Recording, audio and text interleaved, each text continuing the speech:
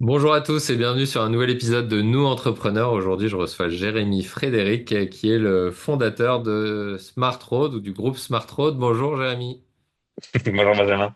et bienvenue sur Nous Entrepreneurs. Est-ce que tu peux, s'il te plaît, te présenter et notamment te présenter jusqu'à avant avoir ou ce qui t'a amené à créer Smart Road?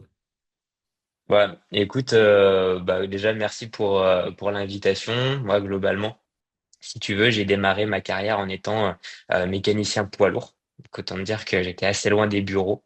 Et j'ai eu la chance d'intégrer une filiale de Renault Trucks en tant que, on va dire, gestionnaire de parc, où l'idée c'était, ben voilà, d'avoir à gérer des véhicules sur les thématiques de la maintenance pour m'assurer que les véhicules roulaient bien et ne coûtaient pas trop cher. De fil en aiguille, j'ai pu évoluer dans cette filiale-là jusqu'à être responsable de la gestion de parc, donc des postes plutôt hyper intéressants. Et j'en suis arrivé à un point où bah voilà, l'équipe tournait bien. J'avais fait pas mal le tour du job. Donc j'ai repris mes études plutôt axées finance et stratégie d'entreprise.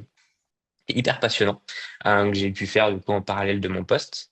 Et à l'issue de ça, en 2021, j'ai eu la chance de rejoindre en tant que directeur des opérations un cabinet de conseil et de gestion spécialisé dans les véhicules automobiles ce coup-ci et dans laquelle j'ai eu la chance de faire de l'intrapreneuriat, donc de créer une filiale spécifique poids lourd et d'accompagner l'ensemble de cette structure-là vers une hyper croissance, puisqu'on a fait x5 au niveau du chiffre d'affaires en 2 ans et demi à peu près. Donc une expérience qui était incroyable, qui m'a énormément appris. Et à compter voilà de fin 2023, l'envie de créer ma propre aventure entrepreneuriale devenait beaucoup plus forte. Et donc, suite à pendant l'interview, j'ai créé du coup Smart Road Mobility, qui est né officiellement en janvier 2024. Ok. Voilà. T'as un déclic, quelque chose qui a fait passer de ça me démange à je me lance? Ah, c'est une bonne question. Écoute, j'ai toujours eu cette volonté d'entreprendre. Je sais pas d'où ça me vient, parce que j'ai pas de famille d'entrepreneurs. Enfin, vraiment, ma maman fonctionnaire, mon père a toujours été dans le privé, mais euh, toujours salarié. Et ouais, ça m'a toujours démangé. Et le déclic, il y a un élément déclencheur, peut-être, je sais pas, pareil, avoir fait le tour du poste en tant que directeur des opérations. Et c'était surtout pendant les vacances, quand on pense à rien. J'ai pas un cerveau qui reste trop inactif. Donc du coup, c'était quel est le prochain challenge? Et c'était ça. Ça me paraissait comme une évidence. Donc voilà, c'est surtout, non, surtout ça, ouais. Le repos qui m'a été fatal. Très bien. Ben, fatal ou ouais, c'est ce que les réflexions que j'amène des dirigeants à se faire aussi. C'est la dernière fois que vous avez une idée qui a vraiment créé un déclic pour votre entreprise et c'est souvent plutôt sur une chaise longue que devant un ordinateur. Et donc là, c'est la création de ton entreprise dont tu nous parles là. Alors, que fait Smart Road? Quelle est votre unicité? À qui vous vous adressez? Ben, si tu veux, Smart Road, on est une agence qui optimisons les flottes de véhicules d'entreprise. Donc, globalement, à partir du moment où une entreprise a des véhicules de fonction, des véhicules de service, même des poids lourds, tu sais, nous, on va intervenir pour venir gérer et optimiser la flotte sur toutes les thématiques possibles et imaginables que vont rencontrer ces entreprises-là. Donc, sur les thématiques financières, gérer les contrats de location, par exemple, la partie fiscale, donc globalement c'est un sacré morceau et c'est assez indigeste. Et aussi, bon, évidemment, la partie technique, parce que un véhicule, ça va tomber en panne, ça va avoir des intempéries, etc. Il faut les gérer. Ça va générer des coûts. Et nous, derrière, on va venir se placer au centre de l'écosystème de la flotte du client pour venir coordonner tous les acteurs et venir activer tous les leviers possibles et imaginables. Donc voilà, globalement. On s'adresse à tout type d'entreprise et quelle que soit leur taille. Ce qui est plutôt la force de l'agence, c'est que globalement, notre client idéal, c'est à partir du moment où vous avez un véhicule jusqu'à plus l'infini. Plus l'infini, on aimerait beaucoup, évidemment. Mais voilà, donc nous, on va pouvoir intervenir de façon plus ou moins profonde en fonction des besoins et en fonction de la taille de la flotte auprès de ces entreprises-là, quoi, globalement. Ok, donc là, je comprends bien ce que vous faites. Qu'est-ce que ça apporte aux entreprises par rapport au fait de gérer ça eux-mêmes? Est-ce qu'ils ont des choses qu'ils gagnent au passage, qu'ils évitent de perdre? Ouais, en fait, c'est une très bonne question parce que globalement, on va se dire que, OK, bon, bah, on va juste être une grosse boîte aux lettres et vraiment venir passer des petits mails, des petits coups de fil une fois qu'on a de la sollicitation. En fait, ça va être bien plus complexe que ça.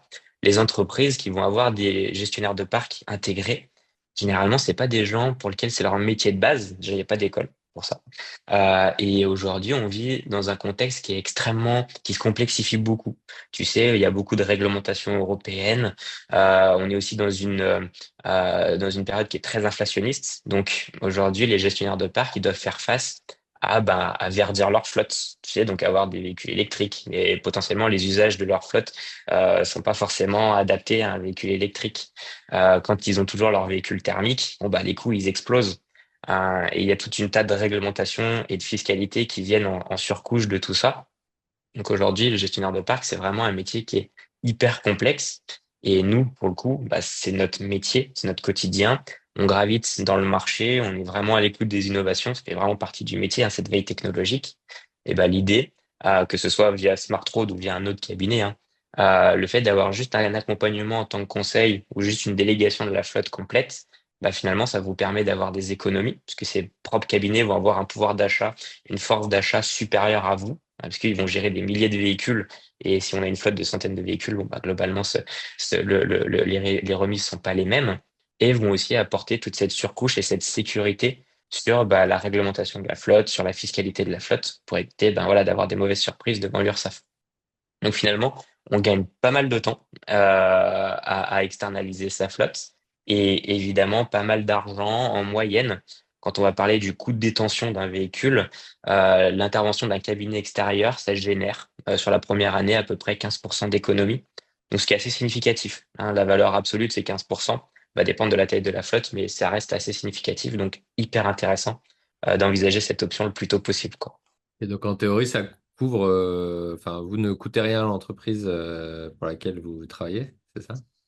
Alors, il y a des frais, si tu veux, nous, notre business model, si on va faire de la gestion de flotte déléguée, externalisée, donc c'est un frais par mois par véhicule, ok? Et bah, le fait d'avoir toutes les opportunités, tous les leviers d'économie, globalement, la prestation s'autofinance. Ouais. Donc, c'est pas que ça coûte rien, il y a une petite avance à Il y faire, a un mais investissement, sur le mais long qui est terme, récupéré. c'est rentable. Ouais. Exactement. Ok. Tu parlais justement des évolutions réglementaires, des évolutions bah, sociétales, des limites physiques de la planète. En quoi est-ce que vous vous adaptez à ça? En quoi est-ce que ça, voilà, ça impacte ou ça influe sur votre entreprise? Et comment est-ce que vous vous adaptez? Et puis peut-être toi en tant que dirigeant au changement.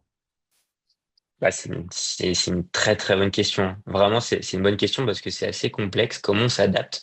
Bah, globalement, faut être en veille sur les sites gouvernementaux parce que les réglementations changent beaucoup.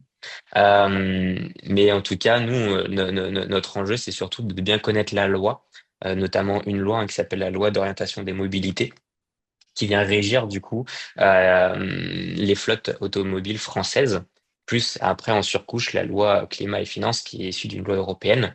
Déjà, dans un premier temps, c'est de connaître ces lois-là et de suivre leurs évolutions pour ensuite ben voilà venir appliquer. Et en gros, euh, concrètement, comment ça se passe? Une flotte, par exemple, qui va avoir plus de 100 véhicules. Ils vont renouveler une partie de la flotte, hein, parce que les contrats vont arriver à échéance. Et dans ces renouvellements-là, ils sont obligés de renouveler un pourcentage qui augmente année après année de véhicules dits verts. Et donc, pour le coup, nous, l'adaptation, elle est là, c'est de suivre du coup le renouvellement des flottes de nos clients, s'assurer que bah, les véhicules qui soient renouvelés soient suffisamment verts et que quand bien même ils soient verts, ils soient adaptés aussi aux usages des clients. Parce qu'un client qui va rouler beaucoup, beaucoup, beaucoup et à qui on va venir remettre un véhicule électrique avec une faible autonomie, bah, globalement, ça lui rend pas service. Et donc, on fait mal notre travail. Donc voilà, l'idée, c'est de mettre le lien et de connaître les lois européennes, françaises, pour les mettre en application de façon concrète sur le terrain, sur une flotte client, tout en préservant du coup les usages clients, les intérêts clients, le portefeuille aussi du client, parce que bah, du coup, un véhicule électrique, ça coûte très cher. Donc c'est voilà, c'est une équation qui est assez complexe Et pour ça, ben voilà, nous, il faut qu'on soit absolument en veille technologique, ce que font les constructeurs, financière, ce que proposent les loueurs, et réglementaire, ce que fait le gouvernement globalement français et européen. Je sais pas si Ok. ça répond à ta question ou si Oui, bah c'est moi ce que clair. j'entends c'est que plus c'est complexe, plus on a besoin de vous. C'est ça en tant qu'entreprise et plus ça devient un métier pointu, on va dire, parce que les lois changent, les contraintes, etc. Et que c'est difficile potentiellement pour quelqu'un dans une entreprise qui fait peut-être pas ça à plein temps, même j'imagine très rarement, peut rester au niveau, ou en tout cas voilà, suivre ce qu'il faut en temps et en heure. Je pouvais pas mieux résumer, ouais. Cool. Ton contrat de travail t'attend, du coup, chez Smart Road. C'est ça. Ouais, je vais essayer de développer mon entreprise. Ouais. Alors, quelle est ton ambition dans ce contexte-là avec Smart Road? Comment, quand tu te projettes à quelques années, comment est-ce que tu vois ton entreprise? Bah, vraiment, c'est des bonnes questions. Bah, pour tout dire, j'ai pas d'objectif chiffré précis. Tu sais, comme on pourrait mettre sur un business plan qui serait bah, obligatoirement hypothétique. Mais moi, ce que j'aimerais vraiment, c'est de faire partie du top 3 des entreprises ce qu'on va appeler du fleet management en France, et d'être parmi les plus innovantes, que ce soit dans la méthodologie, dans les outils qu'on déploie, même dans la relation client. Voilà, moi, vraiment, ce serait d'être un des acteurs, voire même si possible l'acteur le plus reconnu sur ces thématiques-là, quoi, globalement. En France, en Europe, dans le monde? Bah, écoute, la France, c'est un bon petit terrain de jeu dans un premier temps. Et après, ouais, effectivement, l'Europe, ça peut être un objectif. Mais ouais, on va compartimenter, mais Ouais. pas se brûler les ailes non plus. Mais oui, je pense qu'à terme, à horizon d'une dizaine d'années, c'est pas impossible qu'il y ait quelques voyages internationaux qui se passent, quoi. Ok. Et quel est votre plus grand défi en tant qu'entreprise qui est devant vous? Eh ben, le plus grand défi là que je verrais, en tout cas aujourd'hui, c'est de continuer d'avoir un flux de clients entrants qui soit suffisamment régulier. Parce que bah, c'est quand même un marché qui est très porteur. Si tu veux, le marché il va être attribué à hauteur de 40%. Donc il y a une traction naturelle qui se fait, surtout les cabinets de gestion. Mais c'est quand même un marché paradoxalement qui va être à éduquer sur l'externalisation de la flotte. Donc, pour moi, l'enjeu, c'est vraiment d'avoir une posture d'expert qui va venir éduquer son marché et qui va pouvoir capter suffisamment de leads et les transformer pour assurer une croissance pérenne. Parce que bah, globalement, la concurrence est forte, l'attraction est forte, et nous, on est assez à nouveau sur le marché. Donc, pour moi, l'enjeu, c'est vraiment la croissance, l'acquisition de leads et l'acquisition de clients, quoi, globalement. Ok, très bien. Parlons un peu de toi. Est-ce que tu as un apprentissage donc on va dire, jeune expérience en tant que dirigeant propriétaire, mais avant, tu as été dirigeant intrapreneur, peut-être sur la différence entre les deux, ou peut-être autre chose que tu veux partager avec nos auditeurs.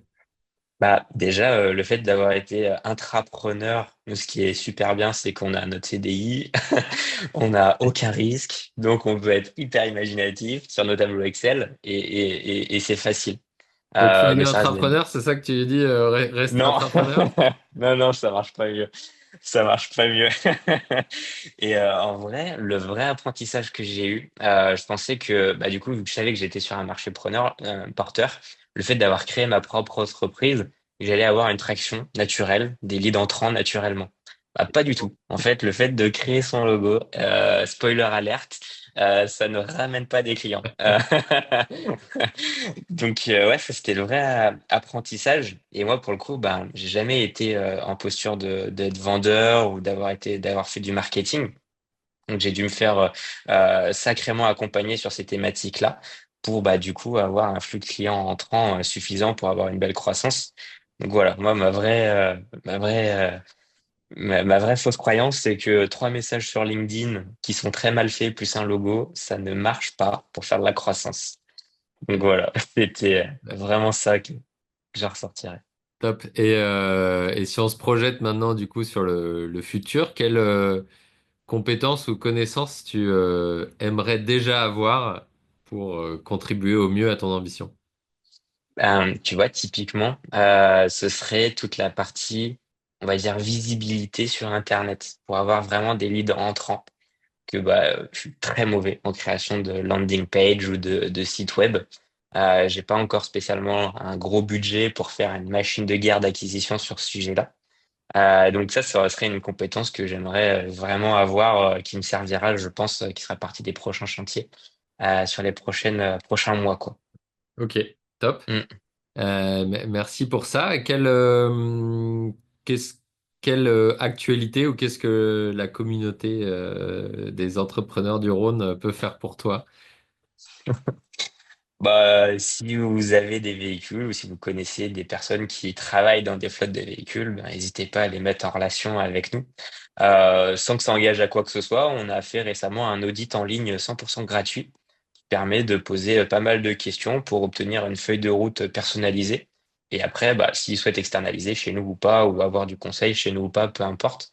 Au moins, ça permet d'apporter de la connaissance et on va dire des perspectives à l'écosystème. Donc voilà, peu importe la taille de flotte à laquelle vous êtes confronté, n'hésitez pas à nous faire un petit message, on pourra les aider sans engagement. Top, on mettra tous les coordonnées dans la description de l'épisode. On arrive déjà vers la fin de cette interview. Est-ce qu'il y a une question, un sujet qu'on n'a pas abordé sur lequel tu voudrais t'exprimer? Ben, écoute, pour le coup, non. Je sais pas si toi, tu as quelque chose en réserve, une secret sauce. Bah, t'as mentionné, allez, tu peux peut-être nous partager un autre apprentissage sur peut-être quelque chose auquel tu t'attendais vraiment pas en entreprenant. T'as parlé du fait que le logo ça faisait pas venir les clients. Est-ce qu'il y a autre chose peut-être plus interne en tant qu'entrepreneur auquel t'étais pas préparé et qui t'a surpris? Bah, ouais, la solitude de l'entrepreneur, c'est vrai que au début, on est tout seul face à son ordinateur, à essayer de faire de la prospection tant bien que mal, et on n'a pas d'accompagnant. C'est-à-dire enfin moi en tout cas pour ma part, j'avais pas d'associé ou pas de coach, et ça pour le coup, c'était une vraie perte de temps et aussi peut-être source de doute parce que globalement, on n'a pas de réponse, on n'a pas de client, pas de perspective. Bon, c'est hyper frustrant, alors qu'on avait un sac à dos plein de rêves juste à côté de nous. Donc, ouais, vraiment, moi, c'est ça, c'était la solitude de l'entrepreneur. Et assez rapidement, j'ai eu la chance de me faire coacher par Scalesia. Je sais pas si on peut Ouais, les bien citer, sûr. notamment sur la partie acquisition de leads et vente. Et du coup, ça m'a mis quelques tartes aussi qui m'ont mis dans la bonne voie. Et ouais, pour le coup, moi, c'est ça, c'est vraiment le vrai apprentissage, c'est faites-vous accompagner le plus tôt possible. Faut que ça fasse partie de votre capital, que ce soit sur les thématiques d'acquisition, les thématiques même de coaching personnel, parce que vous êtes le propre fond de verre de votre entreprise, et le plus vite vous le cassez, le plus vite vous ferez de la croissance, et le mieux vous vous porterez, et le mieux vous dormirez. Donc voilà, ce serait ça le petit deuxième hack que je pourrais partager, quoi.